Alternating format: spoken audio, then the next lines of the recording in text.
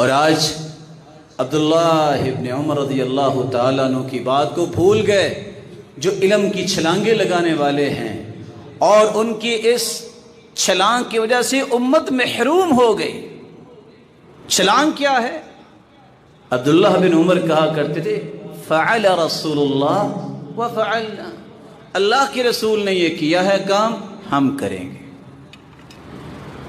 آج 7.5 ارب لوگ دنیا میں بسنے والے ہیں، 1.5 ارب مسلمان ہیں، 6 ارب تو پہلے کافر۔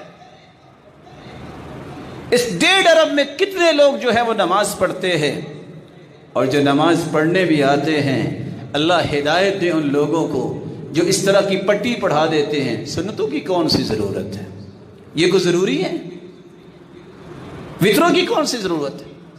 سید المرسلین نے صبح کی سنتیں اور اسی طرح وطر کو سفر میں بھی نہیں چھوڑا۔ جرم ہے کہ کوئی شخص اتنی جرت کر لے اور لوگوں کو سنتوں سے محروم کروا دے۔ سچ کہا تھا عبداللہ ابن المبارک نے، 10 لاکھ حدیثوں کا حافظ ہے یہ انسان۔ وہ کہا کرتے تھے من تہاون بالآداب، جس کو بولنے، بیٹھنے، اٹھنے، بڑے سے بات کرنے کا ادب نہیں آتا، حرم من النوافل، اللہ اسے نوافل سے بھی محروم کر دیتے ہیں۔ یہ اس لائق ہی نہیں ہے کہ اللہ کے قریب ہو جائے، اور نوافل سے تقرب الہی ملتا ہے۔ ومن تہاون بالنوافل، جو نوافل میں سست ہو جاتا ہے، حرم من السنن، اللہ اسے سنتوں سے بھی محروم کر دیتے ہیں۔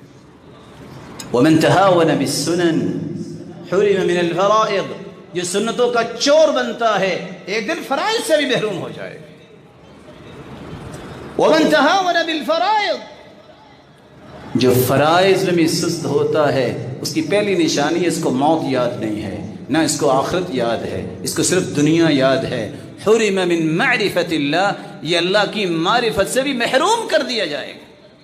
ومن حرم ومن تہاون وحرم من معرفت اللہ حرم من الجنہ، اور جو اللہ کی معرفت سے محروم ہو گیا وہ جنت سے بھی محروم کر دیا گیا۔ اللہ عز و جلال ہمیں سنت کے مطابق اپنی زندگی کو ڈھالنے کی توفیق عطا فرمائے۔ تیسرا اور آخری نکتہ جو آج ہم بیان کرنا چاہتے ہیں، سنن محجورہ، كانت أمة مأجورة والآن بإحياء هذه السنن المهجورة، امت اس وقت بھی اجر لیتی تھی اور آج بھی تكون أمة مأجورة بإحياء هذه السنن المهجورة، ان سنتوں کو زندہ کرنے سے پھر اجر مل سکتا ہے۔ کون سی سنتیں جن کو دنیا نے چھوڑ ہی دیا یا اس میں سست ہو گئی؟ سب سے پہلی سنت، رسول اکرم صلی اللہ علیہ وسلم نے فرمایا گھر سے وضو کر کے مسجد آیا کریں۔ کوئی حرج نہیں، مسجد سے بھی وضو کیا جا سکتا ہے، لیکن آپ کا طریقہ مبارک کیا تھا؟ آپ نے حکم بھی دیا، کر کے بھی دکھایا کہ جو بندہ گھر سے وضو کر کے مسجد کی طرف آتا ہے، صحیح مسلم کی روایت ہے 282، تو اللہ عز و جلال اس کو انعام کیا دیتے ہیں؟ 1 قدم اٹھاتا ہے نیکی، 1 رکھتا ہے نیکی۔ اور دوسری روایت کے الفاظ ہیں 10 حسنات، صحیح ترغیب کی روایت ہے 394، 1 قدم اٹھتا ہے 10 نیکیاں، رکھتا ہے تو 10 نیکیاں۔ تیسرا انعام، وہ مسجد میں آ کے پڑھتا ہے نماز جماعت سے، لیکن اللہ اس کو اجر صرف جماعت کا 27 نمازوں کا نہیں دیتے، اجر من حضرہا، مسجد میں جتنے لوگ نماز پڑھ رہے ہیں سب کو ان کی نمازوں کا اجر، یہ جو وضو کر کے آیا ہے ان سب کے برابر اس اکیلے کو اجر ملتا ہے۔ چوتھا انعام، یہ اللہ ذو الجلال کا مہمان ہے، وَحَقٌّ عَلَى الْمَزُورِ أَن يُكْرِمَ الزَّائِرِ، اللہ نے حق رکھا ہے جو میرا مہمان بنے گا اس کی مہمان نوازی پھر میں کروں گا۔ پانچواں انعام، تبشبش اللہ کما یتبشبش اہل الغائب بطلعتی، کسی کا بھائی، کسی کا بیٹا، اللہ سب کی حفاظت فرما دے، گم ہو جائے تو ملے تو کتنی خوشی ہوتی ہے، اتنی خوشی انسانوں کو نہیں ہوتی جتنی اس بندے کے وضو کر کے مسجد آنے پہ میرے رب کو خوشی ہوتی۔ چھٹا انعام، رسول اللہ صلی اللہ علیہ وسلم نے فرمایا غفر اللہ لہ ذنوبہ، وہ نماز میں کھڑا ہوتا ہے، نماز پڑھ کے فارغ ہوتا ہے، اس کا گناہ کو بچتا ہی نہیں ہے، اللہ سارے گناہ معاف کر دیتا ہے۔ ساتواں انعام، صحیح الجامع کی روایت ہے 6228، فَأَجْرُهُ كَأَجْرِ الْحَاجِّ الْمُحْرِمِ، وہ نکلا تو بھونگا بلوچا سے اپنے گھر سے تھا، مسجد میں نماز پڑھی، اجر اس کے نام اعمال میں وہ لکھا جائے گا کہ احرام باندھ کے یہ حج کرنے گیا اور حج کر کے واپس آ گیا۔ ایک نماز۔ یہاں تسلی ہے ان بھائیوں، بہنوں، بزرگوں اور بیٹوں کے لیے جو کہتے ہیں بس کیا وبائیں آئی حج کے نعمت سے محروم ہو گئے۔ آپ یہ عمل کر لیں، حج کا ثواب تو یہاں بھی آپ کو مل سکتا ہے۔ صبح فجر کی نماز با جماعت پڑھ کے ذکر کریں اور 2 رکعتیں اشراق کی پڑھ لیں، حج عمرے کا اجر و ثواب تو پھر بھی مل جائے گا۔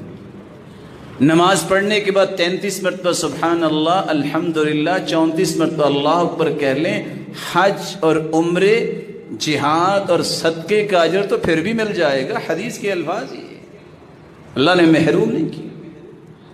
اس سنت کو زندہ کیجیے، گھر سے وضو کر کے آیا کریں مسجد میں۔ دوسری سنت، گھر سے نکلتے وقت دشمنی والا پسٹل لگاتا ہے، مسافر زیادہ راہ لے کے نکلتا ہے، سنت کیا ہے؟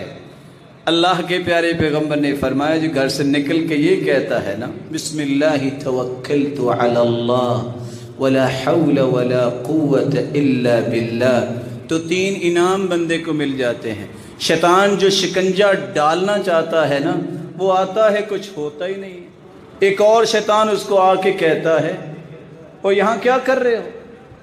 قد ہدی وقفی ووقی، اس کو اللہ نے ہدایت یافتہ بنا دیا، اس کو اس کا رب کافی ہو گیا، اس کو تیری شرارتوں سے تو بچا لیا ہے، جاؤ وقت ضائع نہ کرو، اس میں تیرا کوئی آج کام نہیں ہو سکتا، کسی اور کے پاس جاؤ۔ سنت ہے یہ الفاظ پڑھ کے نکلیے، اور کوئی اگر جانا چاہتا ہے تو اس کو دعا دے کے بھیجئے، استودع اللہ دینک و امانتک و خواتیم عملک، اور جانے والا یہ دعا پڑھے استودع اللہ استودعکم اللہ الذی لا تضیع ودائعہ، اور اللہ کے رسول روانہ کر دیتے، تھوڑا سا دور جاتے صحابہ تو یہ دعا پڑھتے اللہم ازوی لہ الارض، یا اللہ زمین سکیڑ دے، وہون علیہ السفر، اللہ اس کے لیے سفر آسان کر دے۔ لیکن آج یہ ساری باتیں بھول گئے۔ ان دعاؤں کو یاد کر کے اپنے معمولات میں شامل کیجیے۔